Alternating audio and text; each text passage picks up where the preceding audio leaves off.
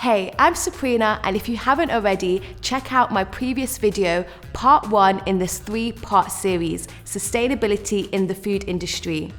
In this video, I got to catch up with Kojey Radical and hear his thoughts on sustainability in the food industry.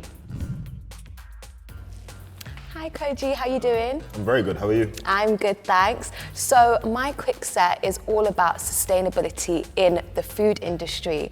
So I've watched some of your previous interviews and you actually speak about how much you love Ghanaian food, Yeah, how much you love food in general. Yeah, I do like food. And we all love food, we all love a good cooked meal. And your mum's a chef, right? She was a caterer. Yeah, I wish she still did it. But it's really sad because in the UK alone, 9.5 million tons of food gets wasted. Is it? Yeah, and that was a huge amount when I was researching it. So what are your thoughts on sustainability when it comes to food waste? I think the whole system kind of needs a rehaul a little bit.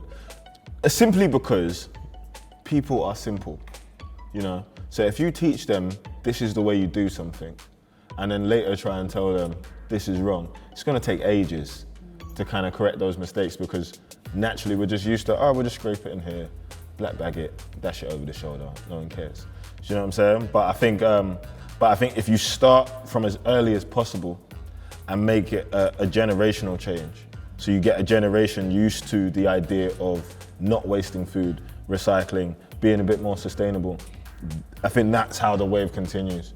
It's that whole saying, and it's really hard to teach an old dog new tricks.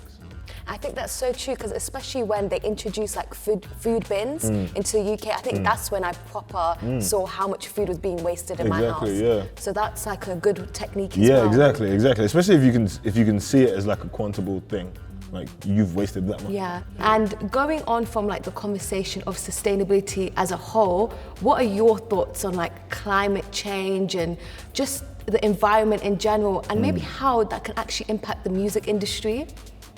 What's my thoughts on it? I mean, it sucks, you know? That's like, the annoying thing is, it was one of them things where it was always there, you know what I mean? You know the conversation's always there, planet's getting warmer, we're all gonna be fish. It's crazy. It's always been there, but then there's a point where it's like, oh no, like now I'm starting to get it, I feel it. Like, it's October, it's still warm. Do you know what I mean? There's floods and earthquakes and there's only so much you can kind of sweep things under the rug. I think if people can see the value of change and the change they can make, more people will do more. It's very easy to kind of just accept things as a new reality instead of understanding that we can change it. And I think sometimes, especially like living in the UK, because we can't maybe see it directly, we think, oh yeah, that's an issue. Yeah, exactly. Remember, we can see it. Didn't it like snow in like one random month last year? Yeah, it was maybe closer to summer. We were like, Yeah, what it was is going snowing. on? Yeah, Yeah, I remember. Even heat waves happening in the past few months is Yeah. crazy. Last question, but do you know any small businesses that are waving the sustainability flag, or any businesses that you know that are repping being more sustainable that you want to shout out? I really like what Plant Made's doing. Okay. Yeah, they're like, it's like a hair and beauty brand, but it's all naturally sourced ingredients and kind of deletes that middleman between like, I guess, supermarket shelf kind of like hair and beauty products. Black owned, homegrown, and I think that their business model has been kind of very focused on the idea of sustainability. So I'm messing with Plant Made right now. I'm definitely going to check that out. Thank you so much, Kojey. No worries, pleasure. I really loved when he spoke about generational change and how creating habits such as recycling and wasting less food can make an everlasting change. So let's start by implementing that now and be the catalyst for change.